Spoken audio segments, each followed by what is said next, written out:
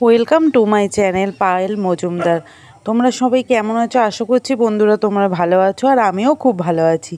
দেখো আজকে আমি ভোগের লাবড়া তরকারি করব। দেখো কড়াইতে আমি তেল গরম করে ওতে আমি জিরে ফোড়ন দিয়ে, শুকনো লঙ্কা দিয়ে, কয়েকটা তেজপাতা দিয়ে ভালো করে আমি কষিয়ে নিচ্ছি। এরপর দেখো আমি পটল দিয়ে দিলাম। ফোড়ন দেওয়ার পরে পটলটা ভালো করে ভেজে নিয়ে এক এক করে বাকি সবজিগুলোও দিয়ে দেবো। এরপর দিয়ে দিলাম আমি কুমড়োটা একটু ভাজা ভাজা হয়ে যাওয়ার পরে কিন্তু আমি এতে দিয়ে দিলাম বরবটির পরে এরপরে আমি পরের যা যা সবজি আছে এক এক করে আমি দিতে থাকবো। দেখো এখানে দিয়েছি আমি কাঁকরোল, বেগুন, পটল, আলু, সব রকম সবজি আমি দিয়ে এবার ভালো করে নেড়ে চেড়ে নিচ্ছি। এটা ভালো করে নেড়ে চেড়ে নিচ্ছি ঢাকা চাপা দিয়ে। আমি কিন্তু এখানে কোনো রকম জল অ্যাড করব না। এটা এখন ভালো করে আমি ভেজে নিচ্ছি। ভাজা ভাজা হয়ে যাওয়ার পরে আমি কিন্তু এখানে পরিমাণ মতন নুন দিয়ে দেবো। তার আগে দেখো আমি এখানে পুঁই শাকটাও ছিল, পুঁই শাক দিয়ে দিলাম। পুঁই শাকটা দেওয়ার পরে যেহেতু এখানে পরিমাণটা অনেকটাই বেশি হয়ে গেছে, একটু ঢাকা চাপা দিয়ে কিন্তু আমি এটা রান্না করব। আর যেহেতু পুঁই শাকের নিজস্ব জল আছে, পুঁই শাক থেকেই কিন্তু জল বেরোবে, এই জলেই কিন্তু সম্পূর্ণ রান্নাটা আমি করব। দেখো ঢাকা চাপা দিয়ে রান্না করছি।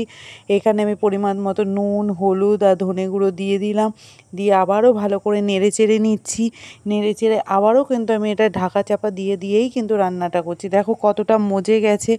মজে যাওয়ার পরে আমি কিন্তু এখানেও কিন্তু ঢাকা চাপা দেবো। এখানেও কিন্তু আমি কোনোভাবেই জল অ্যাড করিনি, আর আমি এতে কোনোভাবে জল অ্যাড করবও না।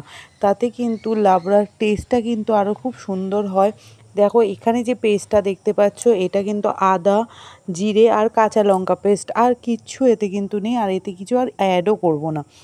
দেখো ওই ঢাকা চাপা দিয়ে রান্না করে করে দেখো কতটা জল বেরিয়ে এসছে আর মজে গেছে। এরপরে আমি দেখো এখানে এই পুঁই শাক থেকে যে জল বেরিয়েছে ওই জলটাতেই রান্না করছি। আর যে গা মাখা করার জন্য এখানে কিন্তু আমি একটা জিনিস অ্যাড করেছি। কি বলো তো বন্ধুরা?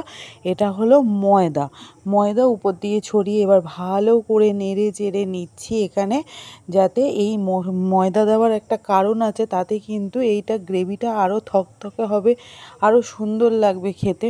এবার ভালো করে আমি কিন্তু সব সবজিগুলো ভেঙে চেড়ে নিয়ে এখানে একটু, যেহেতু লাবড়া তরকারি মিষ্টি মিষ্টি হয়, তাই কিন্তু এতে চিনি অ্যাড করে দিলাম। চিনিটা দেওয়া, লাবড়া তরকারি যেহেতু মিষ্টি হয় তাই জন্য এটা অ্যাড করতেই হবে। আর যারা মিষ্টি খেতে ভালোবাসো না তারা অ্যাড করো না। দেখো নামানোর আগে আমি ঘি ছড়িয়ে দিলাম। আমার কিন্তু ভোগের লাবড়া তরকারি রেডি হয়ে গেল। বন্ধুরা এইভাবে তোমরা রান্না করে দেখো, খুব সুন্দর লাগবে আর খুব অসাধারণ লাগবে। ঠিক পুজোতে যেরকম লাবড়া তরকারি লাগে ঠিক সেইভাবেই লাগবে।